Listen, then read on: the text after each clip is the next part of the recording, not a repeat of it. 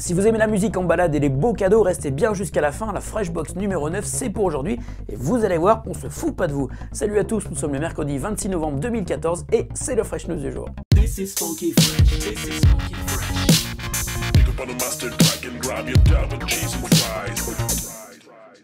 Des rumeurs intéressantes commencent à courir sur le prochain vaisseau amiral de la flotte Sony mobile. Le Xperia Z4 se montre même en photo depuis hier.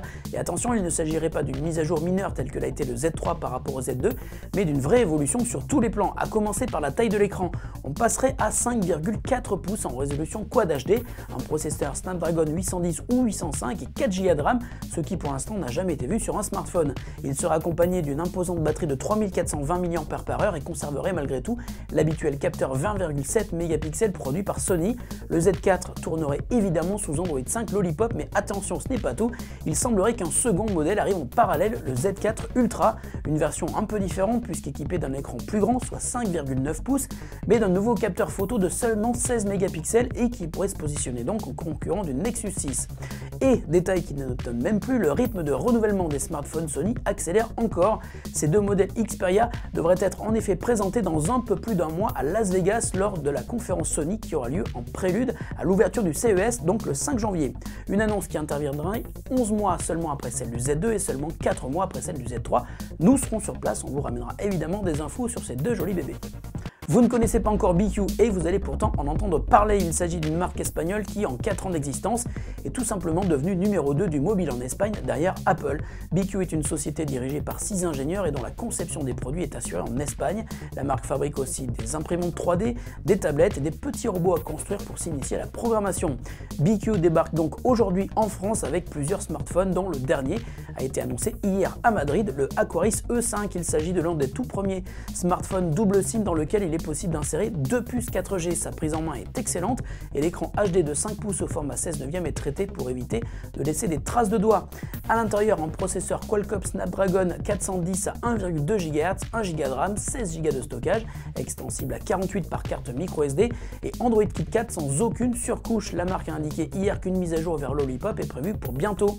En revanche, BQ aura fort à faire sur un marché français déjà encombré sur cette gamme de smartphones et le prix pourrait être une difficulté supplémentaire. Le Aquaris E5 est disponible le 28 novembre sur la boutique en ligne du constructeur dans un premier temps est proposé à 229 €, soit un peu plus cher que beaucoup de ses concurrents en performance équivalente. Mais BQ nous a aussi annoncé que des modèles plus haut de gamme seraient dévoilés au Mobile World Congress de Barcelone en février prochain.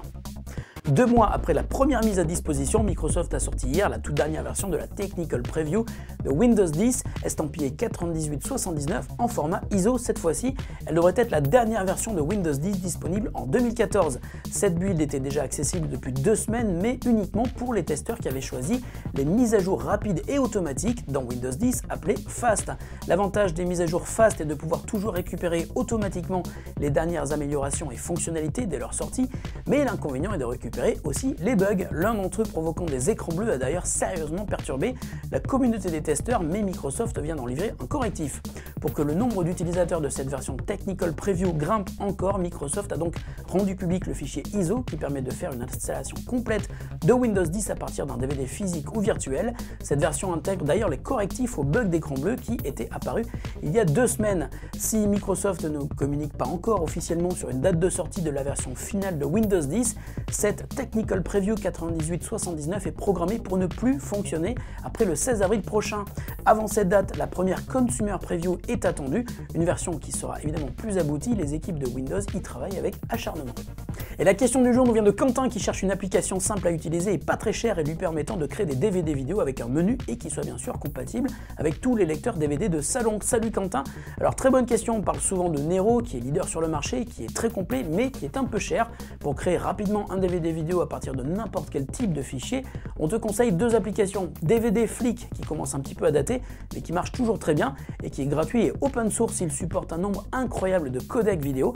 Il est donc capable de transformer à peu près tout et n'importe quoi pour te permettre de créer un DVD qui soit lisible partout. Un autre logiciel DVD Styler est lui aussi gratuit et beaucoup plus récent et fait à peu près la même chose. Il est aussi compatible avec de très nombreux formats de fichiers vidéo mais aussi audio et photo et il va beaucoup plus loin dans la création des menus. Il a aussi l'avantage d'être disponible sur Linux Linux et sur macOS, en plus de la version Windows. Alors Quentin, tu peux tester les deux et n'hésite pas à partager ton expérience en ajoutant un commentaire sous la vidéo. Ton avis pourra servir à tous ceux qui se posent la même question que toi. Je vous avais prévenu, la Freshbox du jour est très chouette. Aujourd'hui, on vous fait gagner un casque et pas n'importe lequel. Il s'agit du Plantronics Backbeat Pro à réduction active de bruit. Il est Bluetooth et il peut être connecté à plusieurs appareils en même temps et ça, c'est assez génial. Il a aussi une énorme autonomie de 24 heures et il a une fonction très pratique, lecture automatique dès que vous mettez le casque sur la tête et qui s'arrête lorsque vous l'enlevez. Pour tenter de gagner le Backbeat Pro, comme d'habitude, suivez-moi sur Twitter. J'enverrai un message sur mon compte vers 10 h et on effectuera un tirage au sort lundi matin dans tous les retweets. Fresh News, c'est fini pour aujourd'hui. On se retrouve demain. Salut à tous et bonne journée.